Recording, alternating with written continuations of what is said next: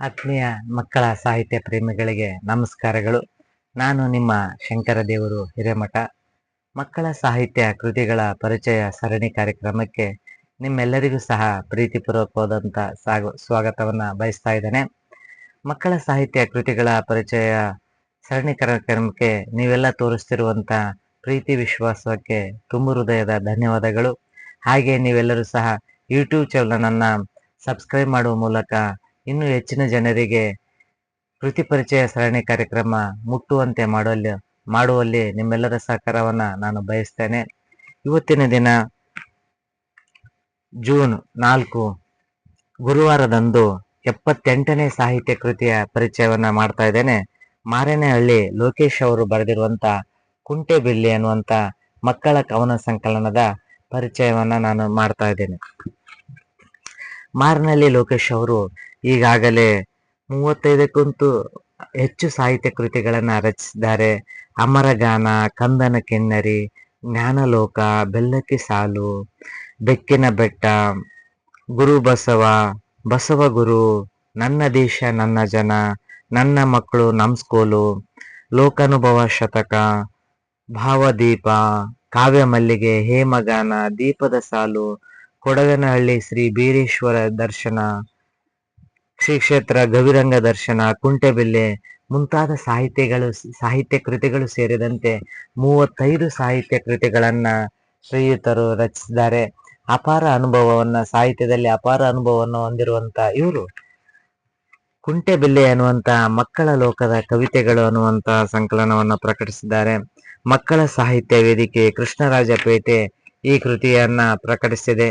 2021ರಲ್ಲಿ ಪ್ರಕಟವಾಗಿರುವಂತಹ ಈ ಕೃತಿ 80 ಪುಟಗಳನ್ನು ಒಳಗೊಂಡಿದ್ದು 75 ರೂಪಾಯಿ ಬೆಲೆಯನ್ನ ನಿಗದಿಪಡಿಸಲಾಗಿದೆ.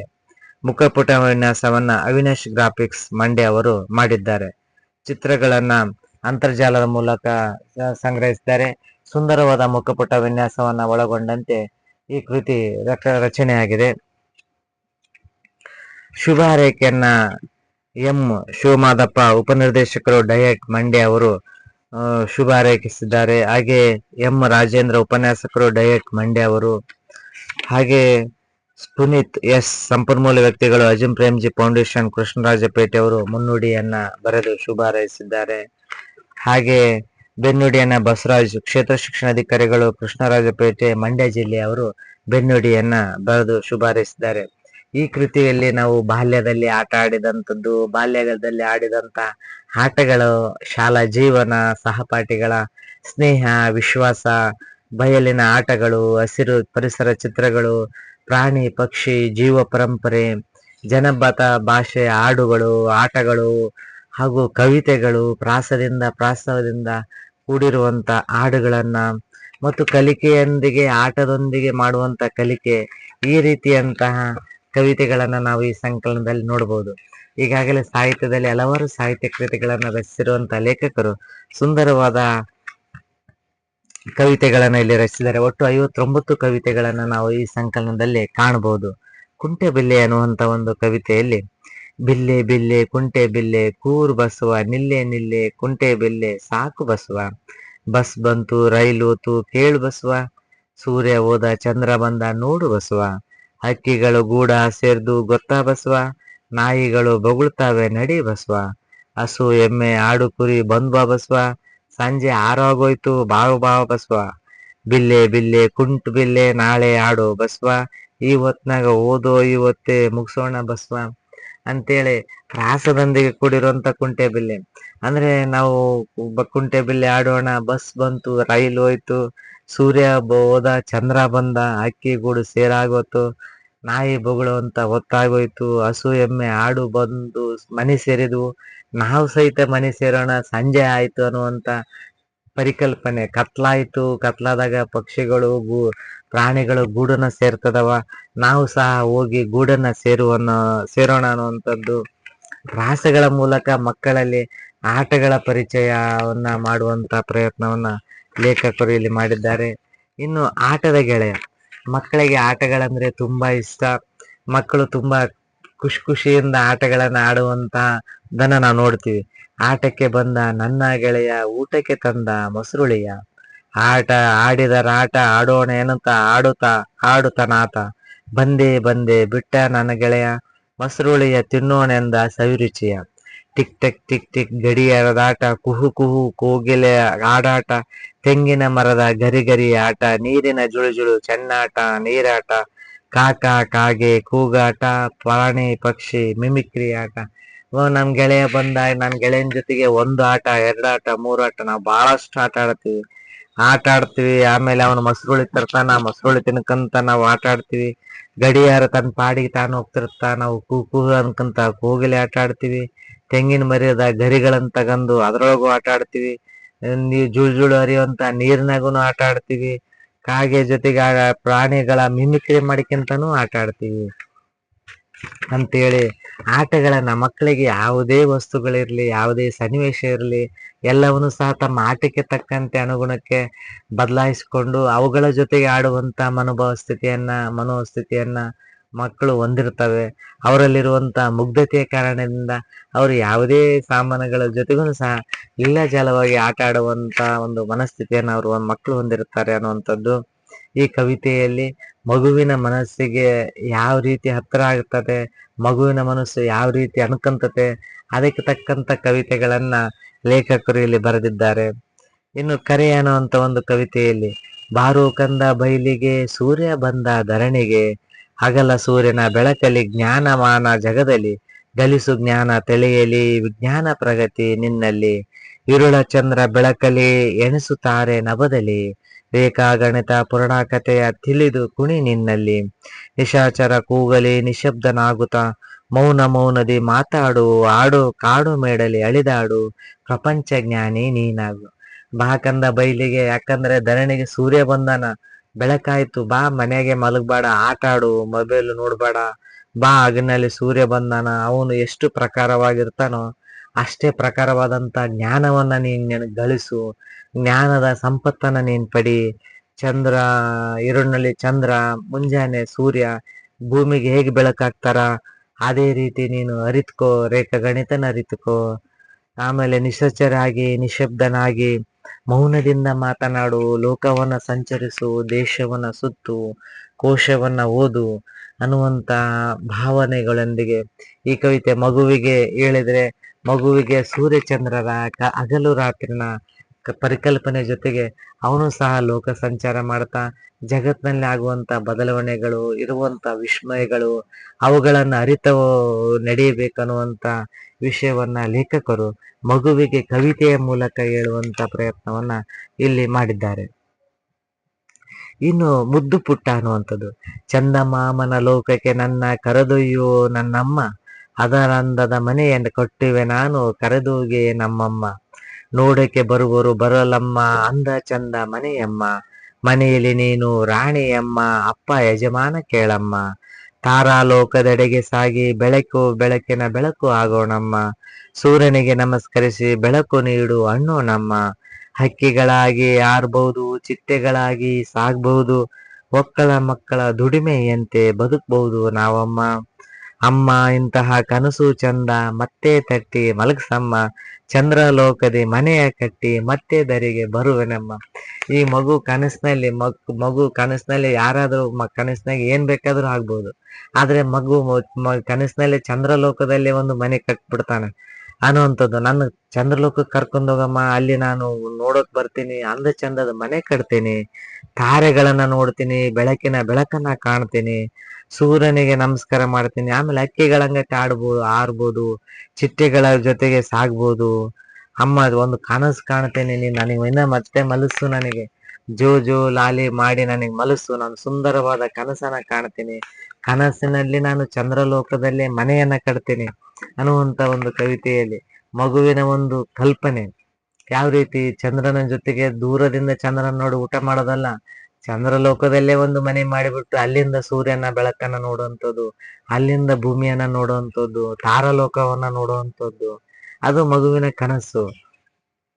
ಹಾಗೆ ಸಂಕ್ರಾಂತಿ, ಸ್ವಾಗತ ಗೀತೆ, ಅಕ್ಷರ ಯಾಕೆ ಬರಲ್ಲ, ಪಾತಂಗಿ ಶಾಲೆಗೆ, ಮಗುವನ್ನ ಶಾಲೆ ಕರೆಯುವಂಥದ್ದು, ಬಾ ಅಮ್ಮ ಕಣ್ಣ ಮುಚ್ಚೆ ಕಾಡೆಗೂಡೆ, ವಿದ್ಯೆಯ ಆಶಯ ಹಿತಮಿತ, ಚಿನ್ನಿ ಚಿನ್ನಿ ಮದುವೆ, ಹೊರಟೆ ಎಲ್ಲಿಗೆ, ಪುಟ್ಟ ಪುಟ್ಟ ಹೆಜ್ಜೆ ಇಟ್ಟು ಹೊರಟೆ ಎಲ್ಲಿಗೆ, ಝಣ್ ಝಣ್ ಝಣ ಗೆಜ್ಜೆಯೊಂದಿಗೆ. ಶಾಲೆ ಸಮಯ ಶಾಲೆಗೀಗ ಹೋಗಿ ಬರುವೆ, ಶಾಲೆಯಲ್ಲಿ ಆಡುವಾಟ ಕಲಿತು ಬರುವೆ.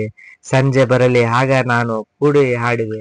ಅಂತ ಮಗು, ಮನೆಯಲ್ಲಿರುವಂತ ಮಗು ನಾವು ಶಾಲೆಗೆ ಹೋಗ್ಬೇಕಾದ್ರೆ ಅಣ್ಣ ಇಲ್ಲ ಅಕ್ಕನ ಜೊತೆಗೆ ನಾನು ಬರ್ತೀನಿ ಅಂತ ಹಠ ಮಾಡುವಂತ ಪುಟ್ಟ ಮಗುವಿಗೆ ರಮಿಸಿ, ಅದನ್ನ ಅದು ಮಗುವಿಗೆ ಹೇಳಿ ನಾನು ಸಂಜೆ ಬರ್ತೀನಿ ಮತ್ತೆ ನಾನು ನಿನ್ ಜೊತೆಗೆ ಆಟ ಆಡ್ತೀನಿ ಅನ್ನುವಂತ ಭರವಸೆಯನ್ನ ಮಗುವಿಗೆ ನೀಡಿ ಹೋಗುವಂಥದ್ದು.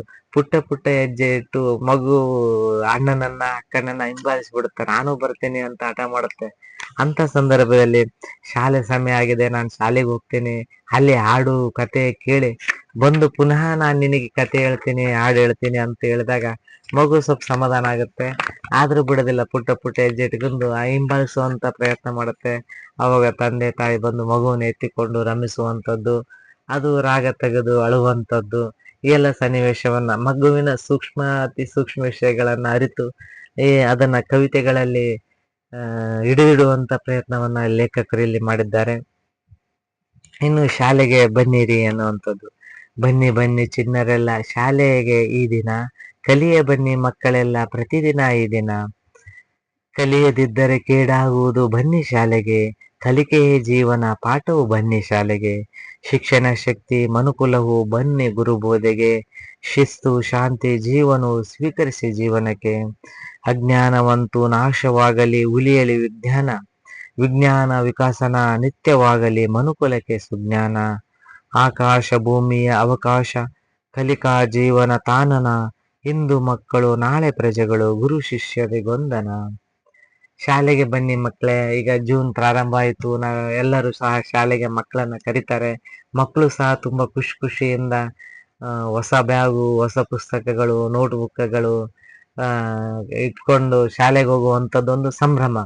ಆದರೆ ಮಕ್ಕಳು ಶಾಲೆಗೆ ಬರಬೇಕು, ಕೂಲಿಗೆ ಹೋಗದೆ ಪ್ರತಿದಿನ ಶಾಲೆಗೆ ಬಂದು ಕಲಿಯುವಂತ ಆಗ್ಬೇಕು. ಕಲಿತಂತ ದಿನವೇ ಸುದಿನ, ಪ್ರತಿದಿನನೂ ಸಹ ಕಲಿಬೇಕು. ಕಲಿದೇ ಇದ್ರೆ ಕೇಡಾಗುತ್ತೆ. ಯಾಕಂದ್ರೆ ಅಕ್ಷರ ಬರದಿದ್ದರೆ, ಅಕ್ಷರ ಜ್ಞಾನ ಇಲ್ದಿದ್ರೆ ಬಹಳಷ್ಟು ಜನ ಮೋಸ ಮಾಡಲಿ ಕಾಯ್ತಾ ಇರ್ತಾರೆ.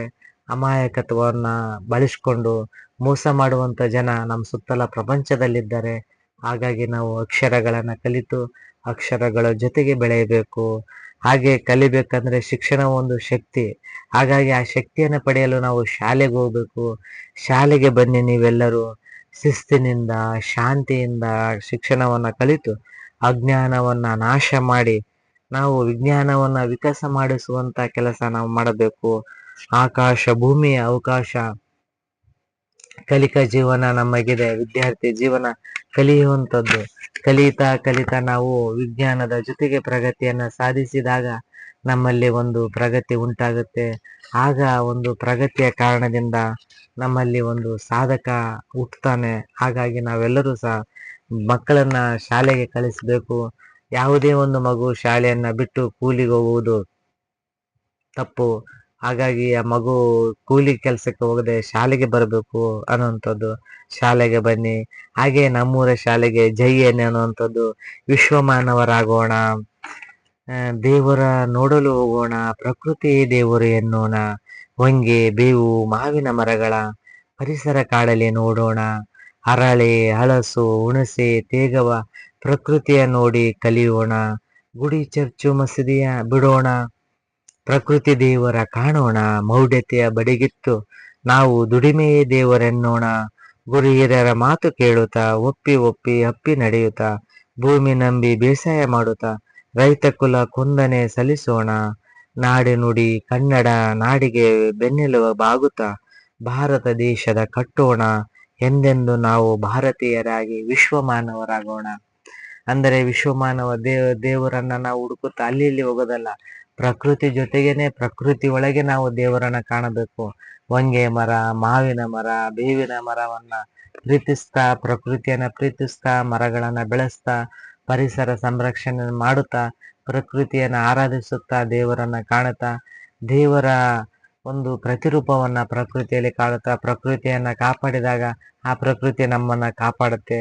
ಹಸಿರೇ ಉಸಿರು, ಹಸಿರನ್ನ ಉಳಿಸುವುದಕ್ಕಾಗಿ ನಾವೆಲ್ಲರೂ ಸಹ ಶ್ರಮಿಸಬೇಕು ಅನ್ನುವಂತ ಆಶಯದೊಂದಿಗೆ ಇಲ್ಲಿರುವಂತ ಬಹುತೇಕ ಕವಿತೆಗಳು ಪ್ರಕೃತಿ, ವಿಸ್ಮಯ ಹಾಗೂ ಕಾಲ್ಪನಿಕ ಕಥನ ಕವನಗಳು ಸೇರಿದಂತೆ ಸುಂದರವಾದ ಕವಿತೆಗಳನ್ನ ಕುಂಟೆಬಿಲ್ಲೆ ಅನ್ನುವಂತಹ ಕವನ ಸಂಕಲನದಲ್ಲಿ ನಾವು ನೋಡಬಹುದು.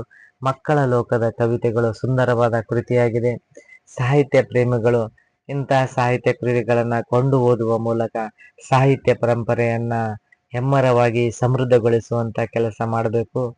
ಹಾಗೆ ಆತ್ಮೀಯರೇ, ವಿಶೇಷ ಸಂದರ್ಭದಲ್ಲಿ ಮಕ್ಕಳ ಹುಟ್ಟುಹಬ್ಬ, ಶಾಲಾ ವಾರ್ಷಿಕೋತ್ಸವ, ಶುಭ ಸಮಾರಂಭಗಳಲ್ಲಿ ಸಾಹಿತ್ಯ ಕೃತಿಗಳನ್ನ ಉಡುಗೊರೆಯಾಗಿ ನೀಡುವ ಮೂಲಕ ಸಾಹಿತ್ಯ ಲೋಕವನ್ನ ಹೆಮ್ಮರವಾಗಿ ಬೆಳೆಸುವಂತ ಕೆಲಸ ಹಾಗೂ ಮಕ್ಕಳಿಗೆ ಸಾಹಿತ್ಯ ಕೃತಿಗಳನ್ನ ಓದುವ ಅಭಿರುಚಿಯನ್ನ ಮೂಡಿಸುವ ನಿಟ್ಟಿನಲ್ಲಿ ಇಂತಹ ಸಾಹಿತ್ಯ ಕೃತಿಗಳನ್ನ ಮಕ್ಕಳಿಗೆ ಕೊಟ್ರೆ ಮಕ್ಕಳು ಓದುವಂತಹ ಅಭಿರುಚಿಯನ್ನ ಬೆಳೆಸ್ಕೊಳ್ತಾರೆ. ಯಾಕಂದ್ರೆ ಮಕ್ಕಳಿಗೆ ಮೊಬೈಲ್ ಹಾಗೂ ಟಿವಿ ವಿಸ್ಮಯ ಜಗತ್ತು, ಮಾಯಾ ಜಗತ್ತಿನಿಂದ ಹೊರತರಬೇಕು ಅಂತಂದ್ರೆ ನಾವು ಪುಸ್ತಕಗಳನ್ನ ಹೆಚ್ಚಿನ ಸಂಖ್ಯೆಯಲ್ಲಿ ಮಕ್ಕಳಿಗೆ ಕೊಟ್ಟಾಗ ಮಾತ್ರ ಅವರು ಪುಸ್ತಕದ ಲೋಕಕ್ಕೆ ತಮ್ಮನ್ನು ತಾವು ತೆರೆದುಕೊಳ್ಳೋಕೆ ಕಾರಣ ಆಗುತ್ತೆ. ಹಾಗಾಗಿ ಪುಸ್ತಕ ಲೋಕಕ್ಕೆ ತಮ್ಮನ್ನು ತಾವು ತೆರೆದುಕೊಳ್ಳುವ ನಿಟ್ಟಿನಲ್ಲಿ ಇಂತಹ ಪುಸ್ತಕಗಳು, ಮಕ್ಕಳ ಸಾಹಿತ್ಯ ಕೃತಿಗಳು ಮಹತ್ವದ ಪಾತ್ರವನ್ನು ವಹಿಸ್ತವೆ. ಹಾಗಾಗಿ ನೀವು ನಿಮ್ಮ ಸ್ಥಳೀಯ ಲೇಖಕರಿಂದ ಕೃತಿಗಳನ್ನ ಕೊಂಡು ಮಕ್ಕಳಿಗೆ ಕೊಡುವಂತ ಕೆಲಸ ಆಗಬೇಕು. ಹಾಗೆ ಸ್ಥಳೀಯವಾಗಿ ಸಿಗುವಂತ ಸಾಹಿತ್ಯ ಕೃತಿಗಳನ್ನ ಮಕ್ಕಳಿಗೆ ಮುಟ್ಟಿಸುವಂತ ಸಂದರ್ಭ ಒದಗಿ ಬರಬೇಕು. ಹಾಗಾಗಿ ಶಿಕ್ಷಕ, ಸಾಹಿತಿಗಳು ಹಾಗೂ ಪಾಲಕರು ಹೆಚ್ಚಿನ ಸಂಖ್ಯೆಯಲ್ಲಿ ಸಾಹಿತ್ಯ ಕೃತಿಗಳನ್ನ ಕೊಂಡು ಮಕ್ಕಳಿಗೆ ಓದಲು ಕೊಟ್ಟಾಗ ಅವರು ಮೊಬೈಲ್ನಿಂದ ಹೊರಬಂದು ಪುಸ್ತಕವನ್ನ ಪ್ರೀತಿಸ್ತಾ ಪುಸ್ತಕವನ್ನ ಓದುವ ಅಭಿರುಚಿಯನ್ನ ಬೆಳೆಸ್ಕೊಳ್ತಾರೆ. ಆ ನಿಟ್ಟಿನಲ್ಲಿ ಉತ್ತಮವಾದಂತ ಓದುಗ ನಿರ್ಮಾಣ ಆಗ್ತಾನೆ. ಉತ್ತಮವಾದ ಸಾಹಿತ್ಯದ ಓದುಗ ನಿರ್ಮಾಣ ಆದ್ರೆ ಒಳ್ಳೆಯ ನಾಗರಿಕನನ್ನಾಗಿ ನಿರ್ಮಿಸಿದ ಶ್ರೇಯಸ್ಸು ನಮ್ದಾಗುತ್ತೆ. ಹಾಗಾಗಿ ತಾವೆಲ್ಲರೂ ಪ್ರೀತಿ ವಿಶ್ವಾಸದಿಂದ ಮಕ್ಕಳಿಗೆ ಸಾಹಿತ್ಯ ಕೃತಿಗಳನ್ನ ಕೊಟ್ಟು ಅವರಿಂದ ಓದಿಸುವಂತ ಕೆಲಸ ಆಗ್ಬೇಕಂತ ಹೇಳ್ತಾ ಇವತ್ತಿನ ದಿನ 78ನೇ ಸಾಹಿತ್ಯ ಕೃತಿಯ ಪರಿಚಯದೊಂದಿಗೆ ಇಂದಿನ ಸಾಹಿತ್ಯ ಕೃತಿಯ ಪರಿಚಯವನ್ನ ಮುಗಿಸ್ತಾ ಇದ್ದೇನೆ. ನಾಳೆ ದಿನ ಮತ್ತೊಂದು ಸಾಹಿತ್ಯ ಕೃತಿಯ ಪರಿಚಯದೊಂದಿಗೆ ನಿಮ್ಮ ಮುಂದೆ ಹಾಜರಾಗ್ತೇನೆ. ಅಲ್ಲಿವರೆಗೂ ಧನ್ಯವಾದಗಳು.